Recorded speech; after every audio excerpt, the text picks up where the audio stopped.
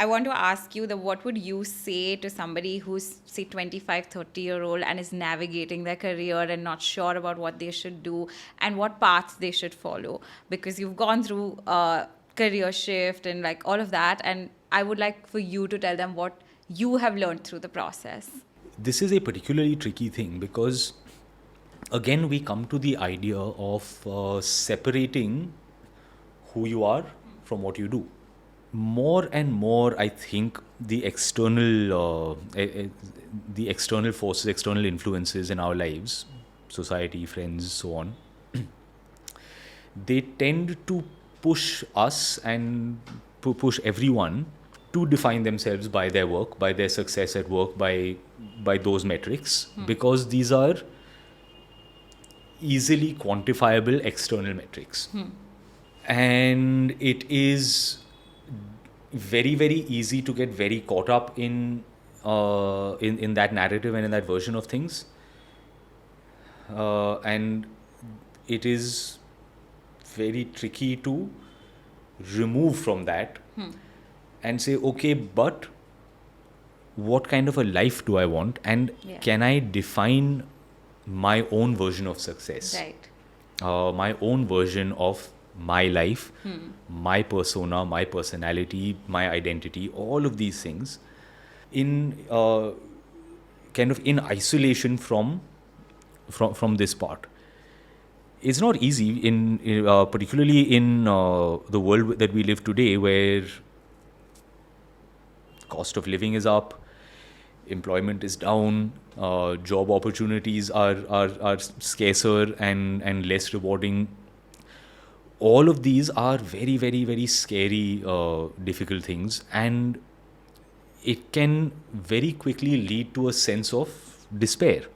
The tricky thing is to somehow, and I'm not saying that I have the answers to this, but to find your own way of saying, okay, to what extent can I remove myself from the path that seems prescribed? Right. Because if everyone is following exactly that path, trying to do exactly the same thing, maybe I'm not living the best version of myself.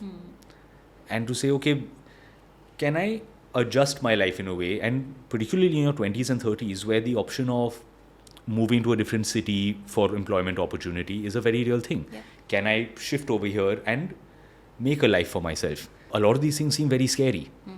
But the idea of, okay, what if I could shift to another town? Rent costs less than living in Bombay. Cost of living is lower. Quality of life is better. You have outdoors. So a lot of people who I know in the last few years, particularly post-COVID, started doing that. Started saying, I don't need to live in Bombay. A bunch of my friends moved to Uttarakhand. Yeah. Yeah. A bunch of people moved to Goa. That became a very popular thing. The idea of shifting your life to another place where your cost of life shifts, where you can say, okay, I do this part for work, and I'm content to not have a German car, an Italian car. I'm content with this.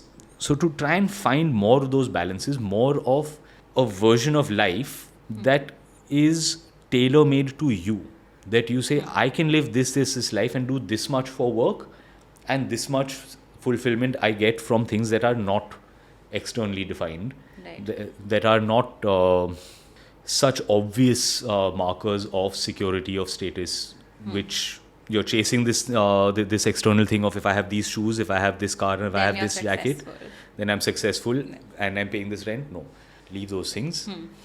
Do a different version and be satisfied with, okay, my job is not glamorous, my job is not, okay, fine, but I have other parts that give me value. Am I able to work in a way that gives me time for relationships, time for things that fulfill me, whatever your hobby is, whatever your interest is, things that nourish and fulfill you in some way. Right. I would say the same thing in a different way, but I would say that I think it's important for young people to just find who they are first and then align their work and their life accordingly. What we miss out on doing is just run towards, okay, this is the job, this is the relationship, I have to get married at this age, have kids, but we don't really sit down.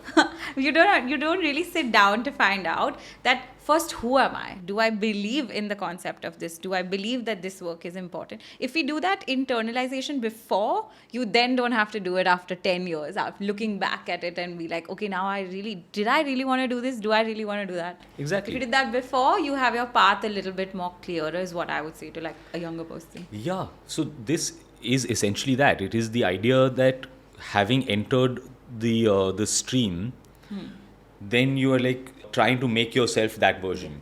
For me, starting out as an actor, that narrative was you have to be the top star in Yeah, Bollywood. yeah. You have to earn the most money. Your films have to earn the most money. And if you are not, and then you're measuring yourself on that. Right. Not saying, and for my part, I had to look at it and say, "Acha, Shah Rukh Khan hai. Yeah.